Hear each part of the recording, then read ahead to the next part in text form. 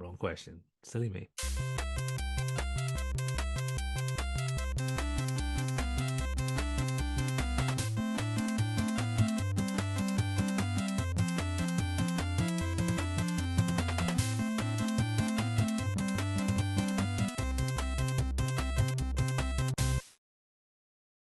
Welcome to Thinking Deeply About Primary Education, the podcast that makes time and space to think about pedagogy, teaching and learning, professional development, anything of interest to time-poor but enthusiasm-rich primary teachers.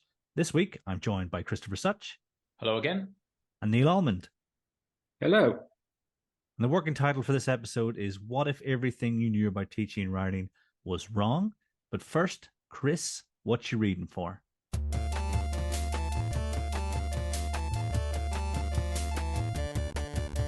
Hey, what you reading for? So fairly recently, I finished reading a book called Spell It Out by David Crystal. It is a really fun overview of the history of English etymology, everything from Old and Middle English to the origins of letters to the impact of the internet on modern spelling. Highly recommended. It was recommended also to me by a must-follow Twitter account at Anne Phillips WA. What she doesn't know about etymology, morphology, etc., isn't worth knowing. I learn a great deal from what she posts on Twitter. So yeah, I'd check out that book, and I would certainly consider following her Twitter account. What about you, Neil? What are you reading for?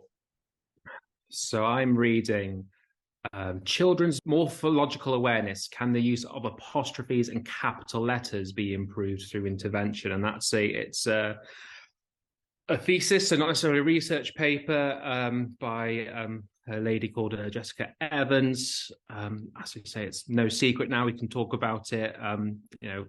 Writing complete English. It's been good fun to kind of go down the treasure trove of finding research papers that are linked to various grammatical punctuation bits and pieces that we're researching. And so what's quite nice about this one is obviously, something like the use of apostrophe and, children's use of capitalization, it evidently isn't going to be well researched. So it's quite nice to find master theses, because obviously they have to do like a literature review. So I think that's probably like a research top tip. If you're finding something that's really quite niche, if you can find someone's like the PhD or master thesis, like part of that is to do a literature review, you can just kind of follow their reference lists that they do. So yeah, it's quite a little interesting bit of the history of the research on capitalization. And obviously when we come to apostrophes, I'll undoubtedly go to that as well, because it'll be really useful. Kieran, what are you reading for? I've also got an English-based one today. It's Explicit Instruction Stage 1, Retrieval Practice, 10-Minute Writes by Tom Needham. I think it's maybe at the time of recording less than a week old, this blog. And he talks about how he gets his students to do these sort of intense 10-minute writes, and sometimes they're looking at what might the prompts be. And I know obviously when he speaks about writing, he's speaking to a secondary audience, but some of the stuff in that blog makes me think, might there be a place for this in the task that we set? And obviously I'll let you guys read that and come back to me on it. But it was obviously, Tom always writes really well, and I think there might be something worth looking at if you're thinking about writing in your school. Just out of interest, I've got another top hack for finding research papers. On Scholar, you can ask for an email when a certain author has been cited. So, for instance, you could type in Sweller, and every time a paper is written, and you'll get emails like 2 a.m, every time a paper is written that cites John Sweller, well, then you get an update, and then those papers are coming straight to you. So if you want to see, for instance, what direction the conversation around cognitive load theory is going, you can do that kind of thing. I mean, I've got some pretty niche emails set up, and I'm all like, oh, I'm never going to read these, but I'm sure in the future I'll use them. So this week, we're going to explore the teaching of writing. And we've touched on this slightly in the past, but I think the conversation is moving forward all the time. I think the approach to teaching writing seems to be moving in a direction that would be more in line with how I think it should be taught. And I think it's worth considering what you guys think, because obviously I sort of defer to your expertise on all matters literacy based. And I think probably makes sense to start with, what are your guiding principles for teaching writing? So I guess a first one would have to be for me the idea of focusing pupils' minds on the idea of what do you want to say, which sounds like a really obvious thing because, of course, when we are writing, we are expressing ourselves. But when you actually watch kids writing and when you actually ask them questions about what they're doing and what they're trying to achieve, so much of it is trying to perhaps focus on a particular type of sentence that they want to do, or focus on a bit of vocabulary they want to include, or trying to impress, or trying to match a model text that the teacher has put on the wall, that it can be often forgotten that they're trying to express something and that they've got this, you want them to have this idea and that you want them to then express it. And often there sometimes isn't that thought first of, okay, what do I want to communicate and how's best to do it? So constant, gentle reminders around, okay, well, what do you want to say, can be, I think, a really valuable starting point for pupils. Nice. Yeah, I've mentioned it, I think, a few times and on the podcast. I think it's been one of my What You're Reading For, and I've recommended it to Chris a few times. But Howell Evans is, do I make myself clear? Super, super good at really getting to the point of, taking writing apart and being like, actually, like, how clear are you making it? Like, what do you actually want to write?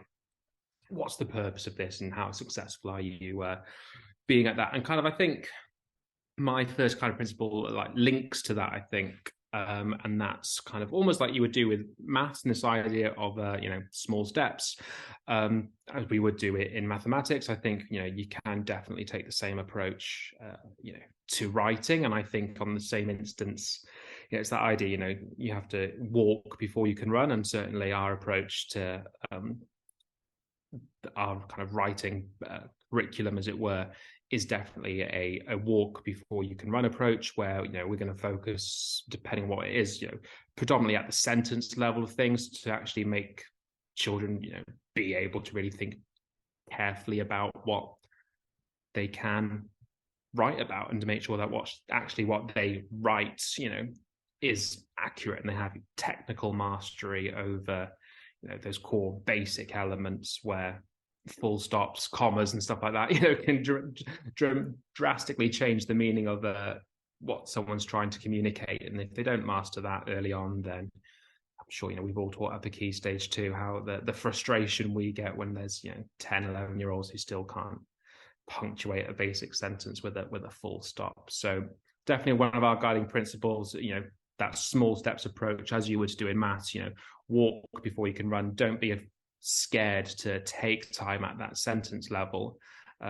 before you kind of feel pressured to get the pupils to write extended pieces. There's no reason to kind of feel that we're somehow doing them a disservice by not letting them write extended pieces quickly. That's not to say if a child chooses to do it at home, like obviously crack on, but in terms of what we offer in our writing lessons, small steps, walk before you can run. What's the controversial thing you're worried about, or you want to, not worried, but you thought it's not usual? Is it the inclusion of subjects at the very early stage, as in the grammatical? Yeah, so as I say, I was key stage 2 teachers will know. I think, yes, obviously the national curriculum doesn't, maybe it does stipulate by year group for grammar. Yeah, it does. Yeah, so in year 6 in the national curriculum for grammar, it stipulates that at that point, students need to identify subject and objects within sentences. And you can argue over the definition of a sentence until the cows come home. But I think, I'm assuming everyone here would be happy that there needs to be a subject, there needs to be a verb that takes place within this group of words for it to be a complete thought and a sentence. And so it's just wild to me that basic fundamental concept of every sentence needs to have a subject is something that you then just kind of ask children to do when they're 11 years old, when you'd like them to have been writing in, full sentences and demarcating sentences. Ideally, if you could get every child doing that by the time they leave, key stage one, every teacher would be, all over that, I think. So yeah, we're an academy, so we're in a fortunate position that we can tear it up and rip it up. And my honest advice would be, if you're even in a local authority maintained school, it pays dividends to focus on subjects and verbs and predicates and all of that interesting stuff early on. Just a little aside on that, it's fascinating how the national curriculum, in terms of expected terminology, as you say, doesn't require subject until year 6, and yet does require an understanding of passive voice. And so it doesn't require subject and object until year 6, but requires passive voice in either year 3 or year 4. It's like, well, how do you understand passive voice without a discussion of subject and object? It just goes to show that the terminology in the national curriculum has just been thrown in there rather than actually thought through, at least in that example. But I probably think across the board, yeah, in total agreement with you on that one. One thing I'd add to the kind of small steps idea, which is something I'm very much on board with, is we often kind of avoid this small steps approach because we want pupils to be creating longer texts, as you say, but we don't necessarily need to be offering pupils the opportunity to create the longer text of the form that we are after throughout education. It's perfectly possible to be teaching writing in a really sensible way, and alongside that, in whatever year group, be giving pupils some occasional opportunities for free writing, because that's just a wonderful thing to do. And we sometimes, I think, get lost around that and think that the only way to motivate pupils to write independently longer texts is to say, here is a longer text, it must look like this, we want you to follow this kind of structure, etc. Actually, some opportunities for free writing, I think, goes a long way with that. But I'm sneaking that in there because that's not one of my principles.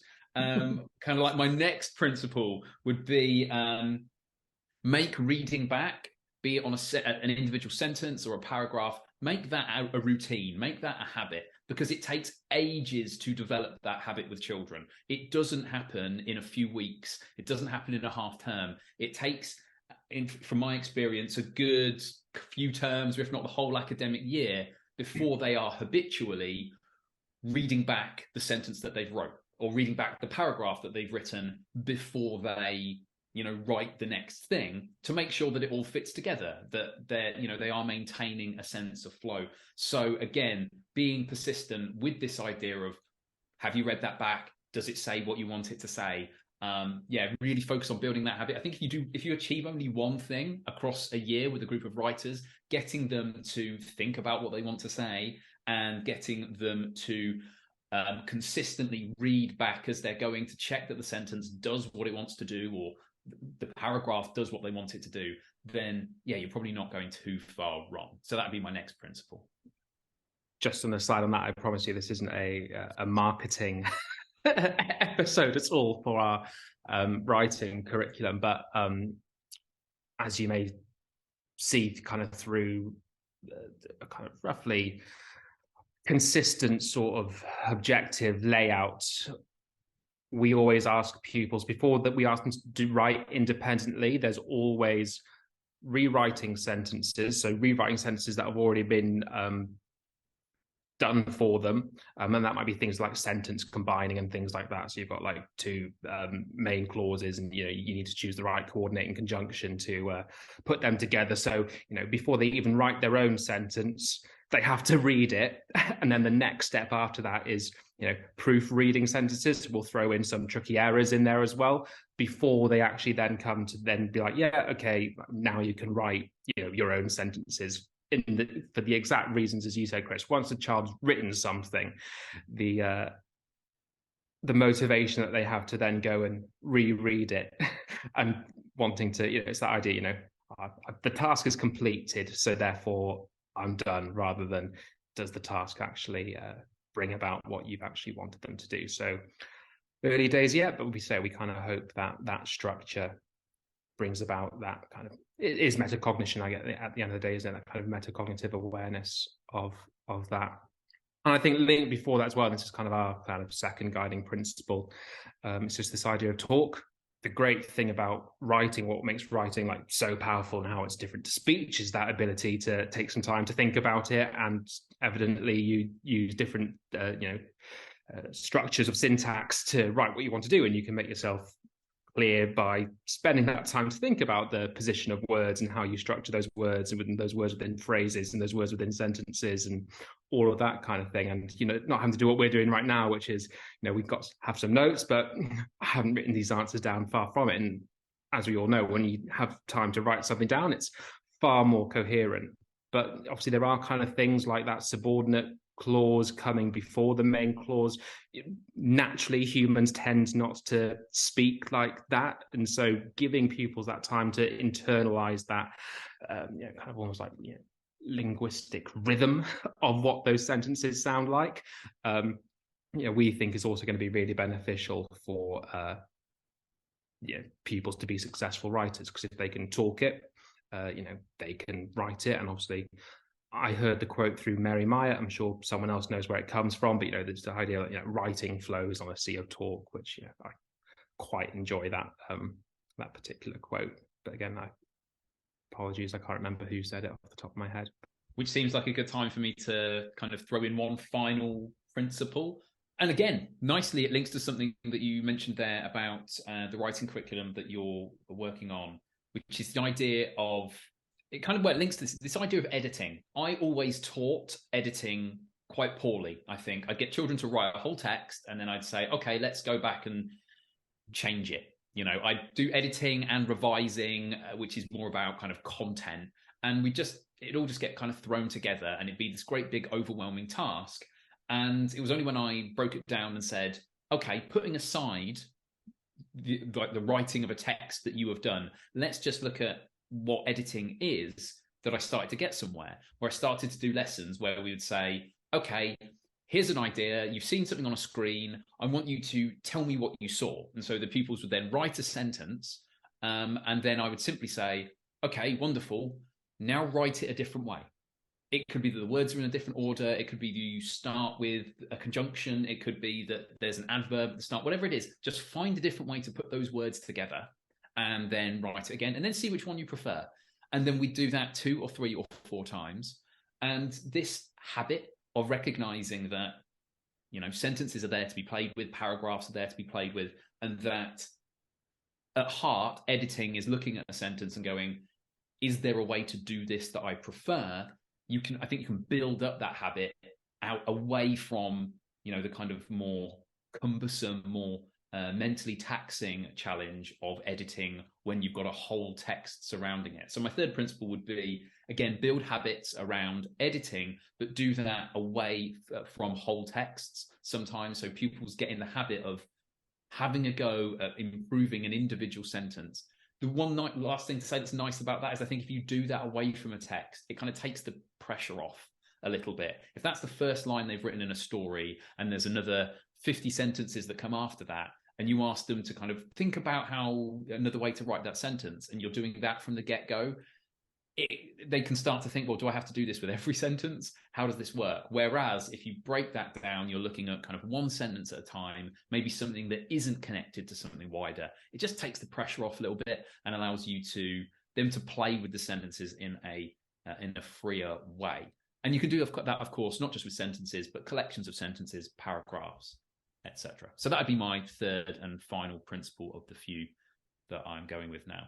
My third one, and I've just kind of changed it slightly from what I think I mentioned earlier, but that's going to be the deconstruction and construction of writing models, because it's something that I tend not to, it's something I hadn't seen until I started working within STEP, and certainly hadn't come across this idea before. But it all comes down to this planning aspect, and I think it's quite common perhaps in primary schools that you've practiced a grammatical skill in isolation, and you're now working up to this application task where you may then provide children with a a model text, and then you kind of like go through all the features of what's in there, and oh, that's there, and isn't that kind of nice and lovely. And then you may get children to kind of like plan their own, and then that may be on a planning template, and then kind of children go and kind of write their own. We do it kind of slightly differently in that what we will do is that we kind of have so whatever writing outcome that we kind of plan for, we have an expectation that teachers kind of write 2 models. So obviously they need to use the grammatical features that they've been talked about, that they've been teaching about. And then what they'll do is that they'll have the model, and what they'll do is that, you know, through that metacognitive talk, they will deconstruct how that model fits within that kind of planning template. So we do something, you know, very similar to, you know, that the classic story mountain, where you start at the bottom for like the beginning, and then rising action, climax, you know, resolution, end, that kind of thing. So that might be, you know, one part of the session. So they'll have that model story, so they'll kind of demonstrate how, you know, right, here's like the main idea from this paragraph, and here's the supporting detail that supports, you know, the opening, and etc., etc. And then what the teachers will then do is that they'll then construct their second model from that plan, so they can kind of see that how that generic sort of ideas that may have occurred, or that kind of those deep structure features that you might be using and expecting children to use within the models that you're expecting them to write, how they've kind of been deconstructed into this planning template, and then crucially, how you then work with this planning template to make it a complete narrative or a complete kind of paragraph. So you kind of have that reversibility of, and that kind of reciprocal nature between that planning and writing process, we think becomes far clearer for children. Because, yeah, I've taught children where, you know, we've planned something, we've put something in a plan, and then the next lesson is, right, kids, you know, write the next thing, and, you know, they've just literally written out their plan again. And if I'm lucky, they've written those notes in their plan in a full sentence, and if I'm really unlucky, they've just literally written out those notes as a thing, and then they come up to you, it's like, yeah, I've finished. So having that kind of dual process of showing kids, right, this is how this model fits within this text structure, because obviously text structure is important, and, you know, there's obviously the benefits from comprehension as well. And then also that, right, okay, so this is how you would take this deconstructed model and how you would construct then another model. And that's the important thing here. You're not then writing that same model up again. It's showing them how you've taken this skeleton and how you've applied, you know, different flesh in that sense. So, and all of our when it comes to those kind of application activities, all of ours kind of follow that kind of deconstruction construction model, which we think is particularly powerful. To what extent does primary teaching of writing match with these principles? So probably a sensible thing to do here is I'll describe the 3 that I talked about there and how I think they play out. Obviously, major caveat here, this is just my experience and discussions that I've had with teachers. But that said, when it comes to this idea of supporting children to think about the key question of what do you want to say, I think teachers have some success with this. But if my practice is anything to go by, then I think generally there's a bit of an overfocus on the idea of wanting to impress or wanting to match exactly what the teacher has modeled. So I don't think that that idea is that embedded in schools. And if it is, or if you're not sure about it, it might be a really useful thing to do, to go into writing lessons in kind of year 5 or year 3. And as they're writing, ask them, like, what are they thinking about what they're writing, and just get a sense, are they focusing on what they want to communicate in a given moment and how they can best do it, or are they trying to use whatever set of vocabulary is on the list in front of them, or are they trying as close as possible to match whatever's on the wall? You can get a sense of that pretty quickly. So I'm not certain that that's particularly well embedded in most schools, but I'm sure that there are exceptions. Ditto with reading back. I think that's really variable. I've been in some year 6 classrooms where I've been astounded at how well the teacher has got children to to reread their work, to be focusing on it on a sentence level and a paragraph level, and really thinking, based on what I've written, what do I write next? Does it work? Does it fit together? And equally, I've seen classrooms with similar levels or with no particular underlying reasons why that could not have been achieved, where it isn't quite there.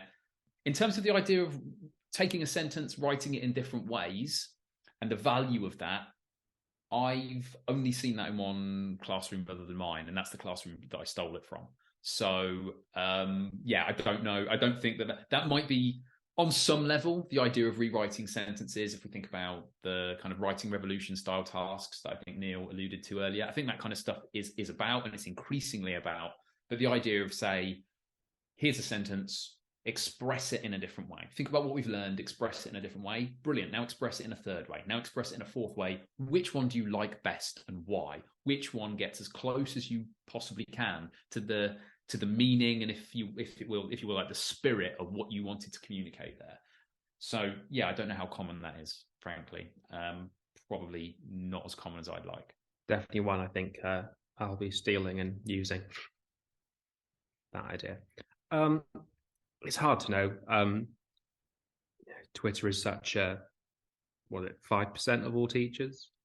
If that, now it's probably a little bit less, but since various changes and stuff like that, and who knows, maybe Mastodon has 6% of teachers now, who knows. I think it's potentially could be more common than we think out there. This, I think, since cognitive load theory has kind of come to this point, I think people have kind of taken a step back and realized, gosh, writing is such a cognitively complex task to do that, we want, as I said, like, we want kids to be thinking about, what am I writing and what am I trying to communicate? But I think certainly the position that we've taken on this is that kids could only kind of do that if they have, mastery over, transcription. It's the handwriting. They don't have to think about how they form their letters to actually, so they can think about the content and not think about how do I form these letters and spelling and as we talked about, sentence types do you want to use? How do you want to compose this sentence? How do I punctuate the sentence correctly? So that's everywhere we want to cover. We want to kind of create as much bandwidth, for want of a better word, that children can actually focus on that. I've certainly seen, I think, Sophie Bartlett and her colleague Rebecca, they've certainly written a fair bit about, writing revolution-esque type activities where you spend a bit of time, really focusing on the sentence. And it feels so obvious that, why on earth are we not focusing on the sentence for far longer, rather than getting children to write longish prose? And when I say longish, I probably mean, anything that's more than, 2 or 3 coherent sentences that would fit together. So I think, there are some pockets of it. I think what makes it difficult for teachers / schools to adopt is, as I say, we use the Key Stage 1 and Key Stage 2, not the stats, but, the writing assessments at the end that come with that. At the end of the day, they don't really, marry with what we think good writing teaching would actually look like. And, evidently we're in a system and we have to play to that system. So I think, I think it's out there to an extent. I think leaders probably do want to do it more. And I think teachers and leaders probably know that that's what they should be done. But I think that fear of, Key Stage 1 writing moderation and Key Stage 2 writing moderation perhaps, keeps them from not making that particular move. Talk, I imagine it's probably out there quite a lot. I think most people appreciate and realize that it's clear, it's obvious. If you can't, writing is the transcription of the written word. If you can't say it, you definitely aren't going to be able to write it. And obviously, props to Pi Corbett and the Talk for Writing team. I've worked in schools that, use that very effectively, and, kids really do internalize those sentence structures and then go on to use them effectively. So, if you're a Talk for Writing school, you've been doing this for, far longer than, certainly I don't know how long Talk for Writing's been around. It's probably been around longer than I've been in teaching, I would imagine. So yeah, I think Talk is up there.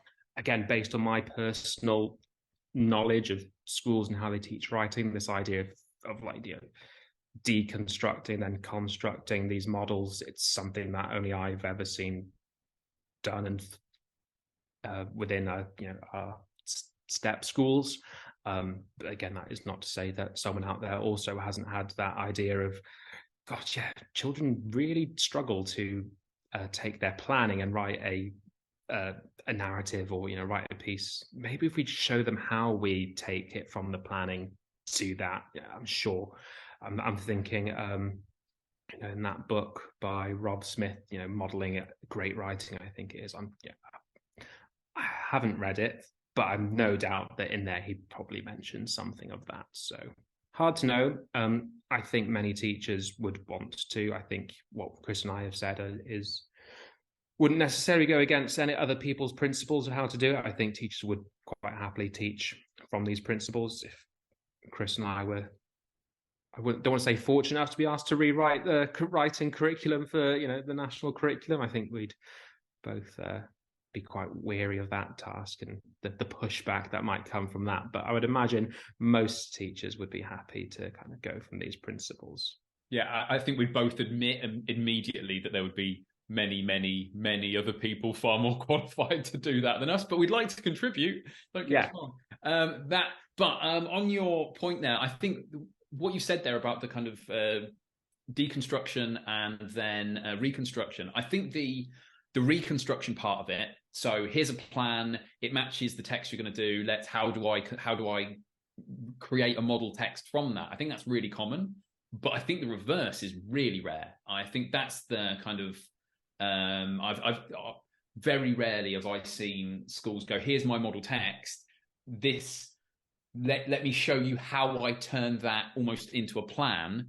That version isn't done as much. The plan exists. Like, people will say, like, here's the model text, and then here's a plan, like a boxed up plan. It's often called, here's a boxed up plan. We're going to go to and that matches the modeling that I'm going to do. I'm going to show you how I turn a plan into like a text when modeling. I think that's pretty common from my experience. But the reverse of that, of the kind of how you create the plan, I think that's really, again, there's nothing new in teaching. Someone out there's doing it, but from my experience, that's really rare and a really cool idea.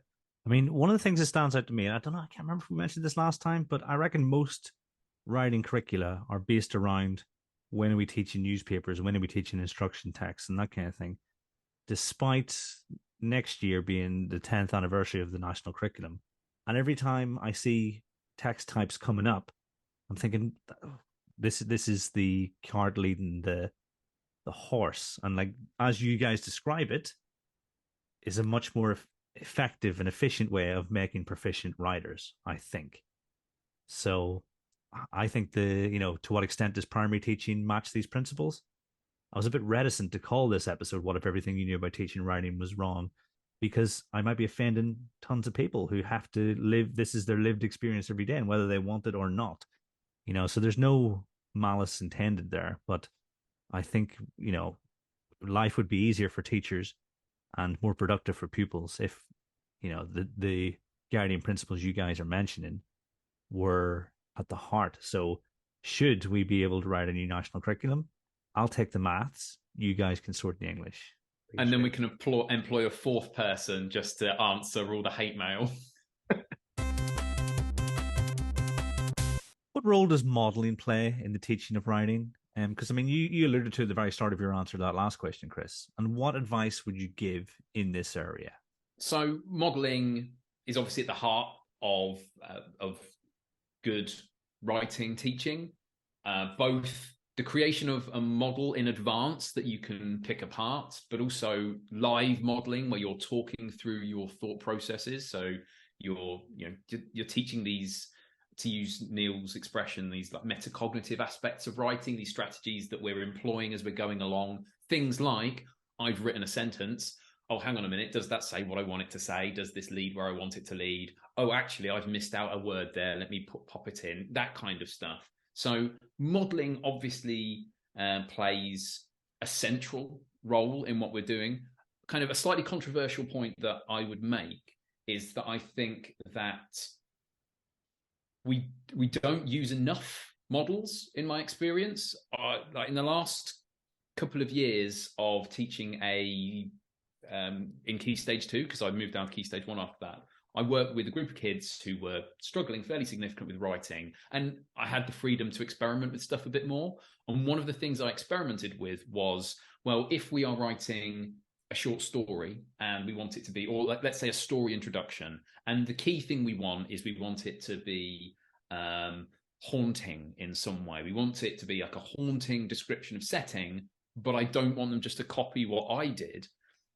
I found that the kind of teaching that I used to do, which was, here's a model, let's pick it apart, and then let's look at another one, was fine, but it was nowhere near as powerful as doing that alongside looking at 3 or 4 other models. Now, obviously, if you're looking at, 600 word pieces of writing, then that's a bit of a challenge. But if you're looking at something shorter, a couple of hundred words, 200, 300 words, then that's pretty achievable.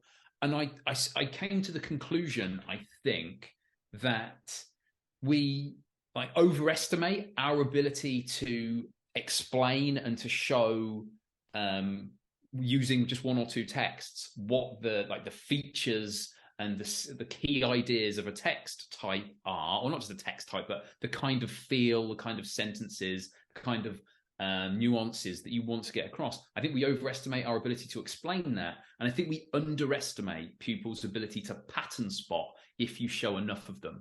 So in short, I think one of the key things about modeling for me is the fact that you can bring a sense of variation theory almost into the modeling that you do. You can show them 5 examples and 1 non-example of a haunting setting description. And because they see that, one's in a haunted house, one's in a cave, one's somewhere else, and they start to see the similarities. They start to see that the haunted house isn't necessary, but what might be useful here is darkness. They start to notice that actually the fact that someone's torch stops working, maybe that's not necessary, but what is necessary is a sense of peril that comes about because of difficulties. And it's these patterns that they spot, the underlying similarities that they spot, and the superficial bits that they can then change. I think they only spot that stuff if you give them enough models. So if I would say one thing about modeling, it's that I would rather show kids 6 okay models than 1 or 2 that were really, really good. As long as you're thinking about the intentional variation that you want to put into those models, so that you're showing them these, for want of a better word, key features of this kind of text, of this kind of writing. You're showing them through the similarities that are maintained across those texts. And you're showing them what they don't need to worry about so much, what they can play with by those are the things that you vary. So yeah, I think modeling has a huge role to play. And I think the variation within modeling is something that we haven't necessarily exploited as much as we could as a profession.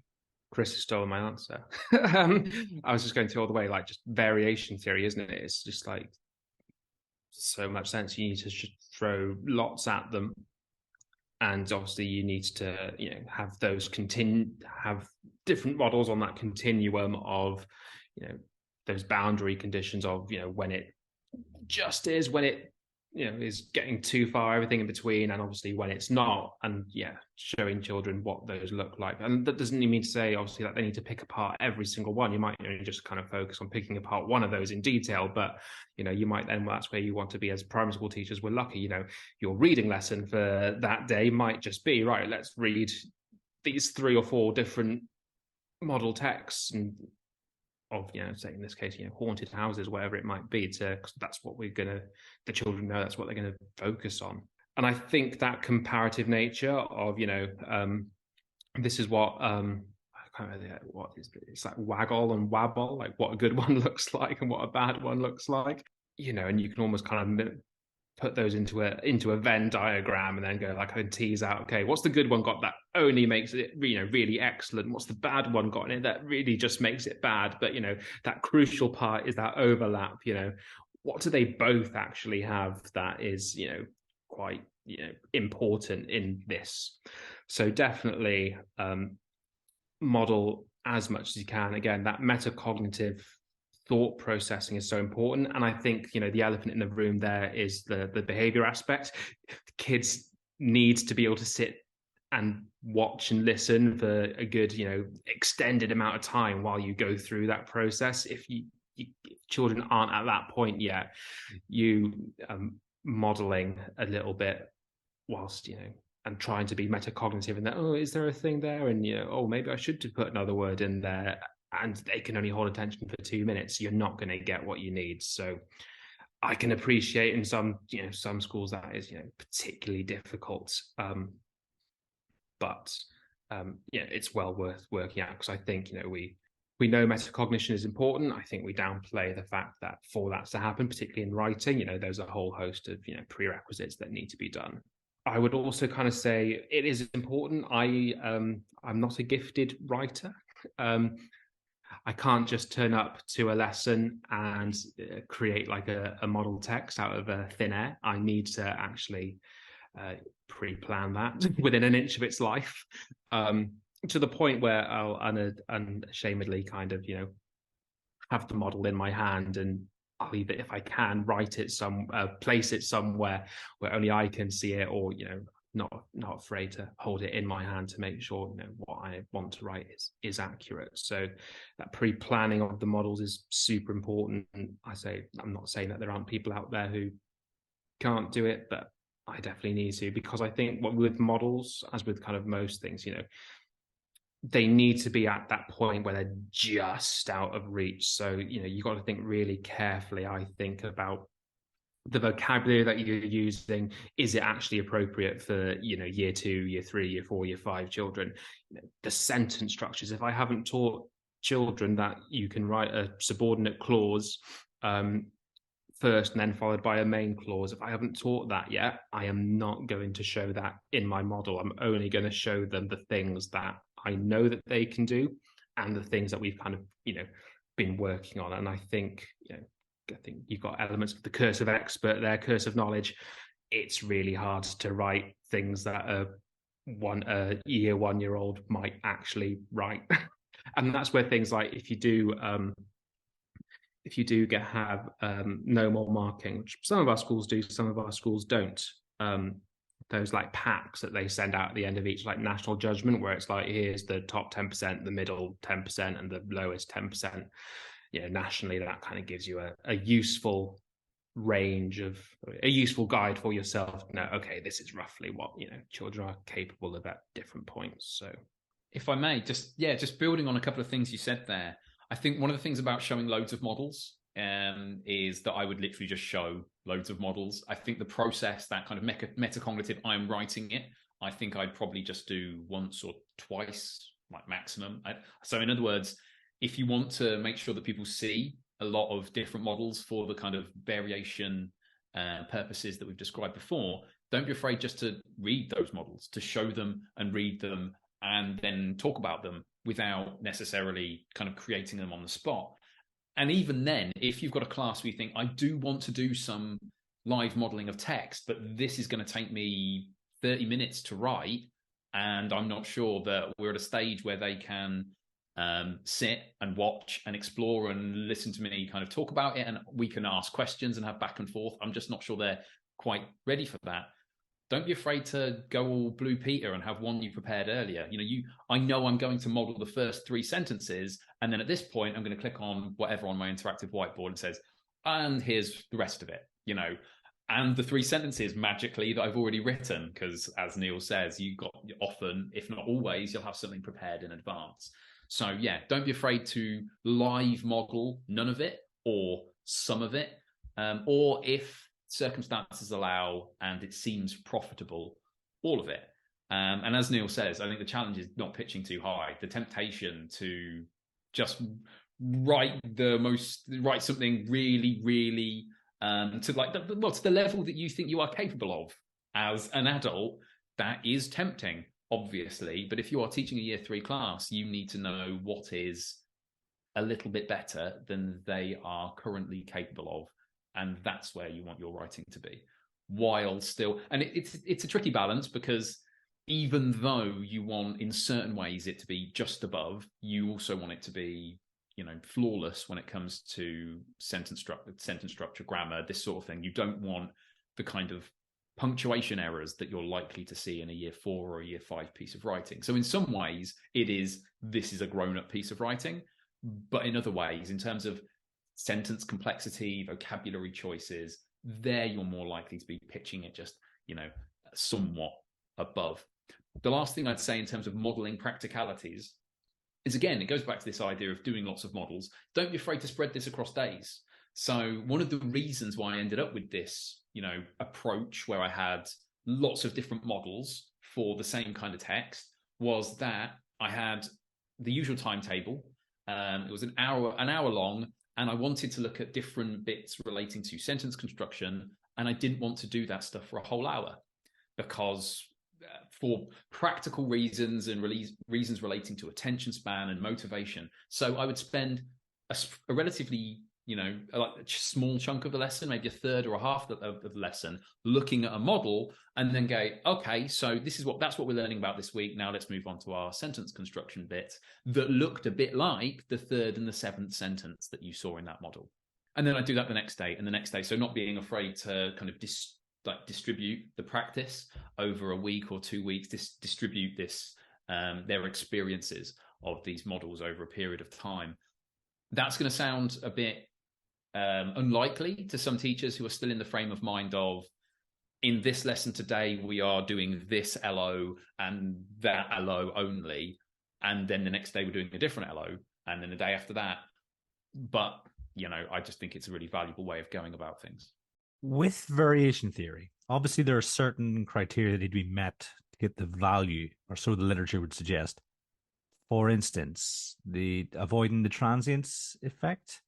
So, for instance, if you were modeling and you were doing a comparison, you would need 2 examples at the same time. Is that what we're saying here? I don't know, not in my case. So the metaphor of variation theory is somewhat loose. I do generally think, though, that, so for example, the reason that people are able to recognize what a dog and what a dog isn't doesn't necessarily come about because they see 2 dogs next to each other. They're able to see one day, one the next, one the day after, one the day after. And I'm still fairly confident that this pattern recognition, which is at heart variation theory, when an adult says to them, that's a dog, see that thing there that looks almost like a dog, that's actually a wolf. And there's a distinct reason for that. I don't think you necessarily need to see them side by side for that kind of same level of examples and non-examples pattern spotting to be in place. So what I really mean when I'm talking about variation theory there is the value of examples and non-examples, and in particular kind of boundary examples. So perhaps my use of the phrase variation theory is probably a little bit off there. So I apologize to the mathematics people out there and those who study it for other reasons.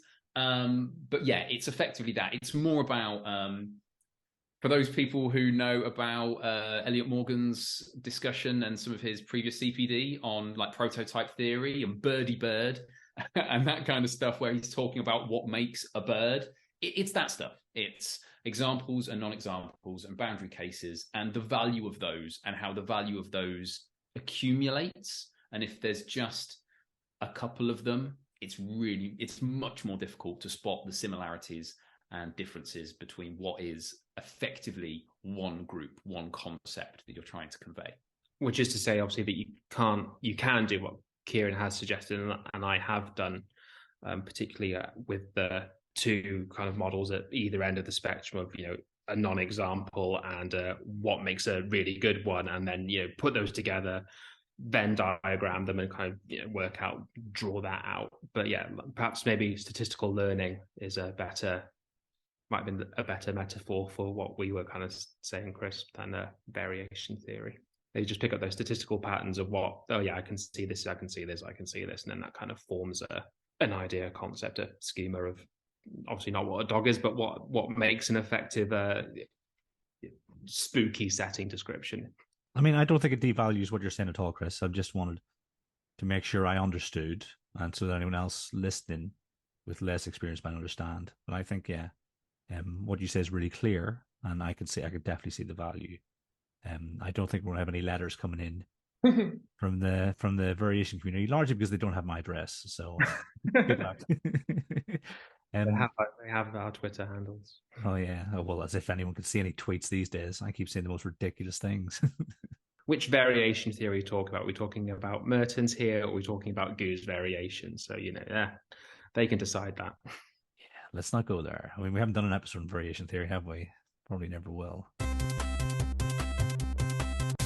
I mean, I'm not sure how much this we covered. There appears to be a bit of a trend towards a greater focus on sentence construction in general. You guys are saying things like the writing revolution, the way, obviously, the work you guys are doing a step, and the way this conversation's gone. What are the advantages and potential pitfalls of this?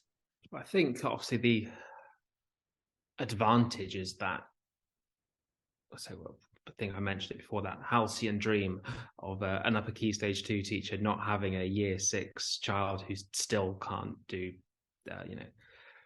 capitalize the start of a sentence and punctuate the beginning of it and punctuate the end of the sentence. I think it also then means, as I said before, thinking about how you might think of this in terms of cognitive load theory. If you automatize these elements of grammar and punctuation through kind of deliberate practice at this kind of sentence level, then you get it's Chris Daisy's marathon analogy, isn't it? It's a perfect one for this. You don't get excellent writing by getting kids to just do lots and lots of longish writing. You do some, you do the core body strength. I've never run a marathon or trained for a marathon, so this is by no means, disclaimer here, this is not what an actual marathon training program would look like. Obviously, you do core body strength, you do some weight stuff, you think about the diet as well and what you're eating, and you do little bits, short bursts of running, so short bursts of writing, longerish pieces of writing, but never actually the finished. I know one thing I do know is that they say never run a marathon before you've actually run your marathon, if that makes sense in terms of the training. So I think from that, that analogy works perfectly here. The advantages, I think, are that you can get to where you want children to go, as long as you actually you keep that end game in mind. I think one disadvantage or potential pitfall, if you don't have that end goal in mind, then you could actually have children who don't go through actually writing very much, and then the accountability measures that come with that from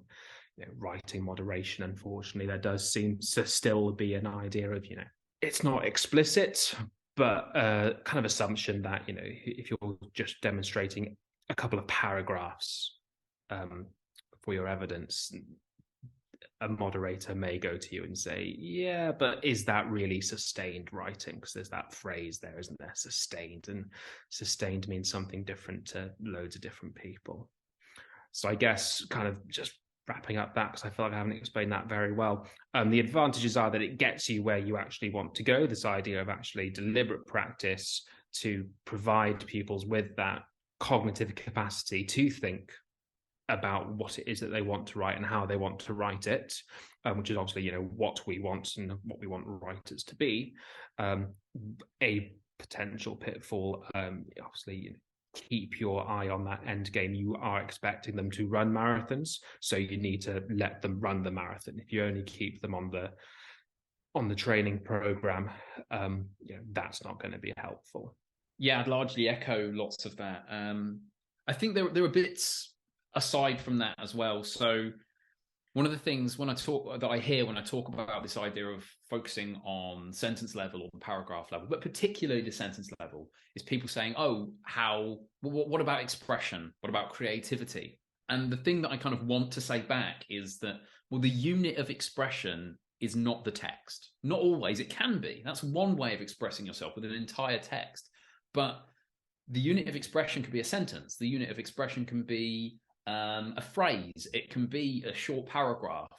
You don't have to write a whole text in order to achieve a goal, to express yourself, to be creative. So I think there needs to be a mindset shift about what sentence construction is, because I think there's like, and this kind of ties into the negative side of it, which is that I think some start to think about sentence construction as like only the basics, only the nuts and bolts that lead somewhere, and it absolutely is that. It is useful to think of that as the components that build to something bigger. And in that sense, I absolutely echo what Neil says.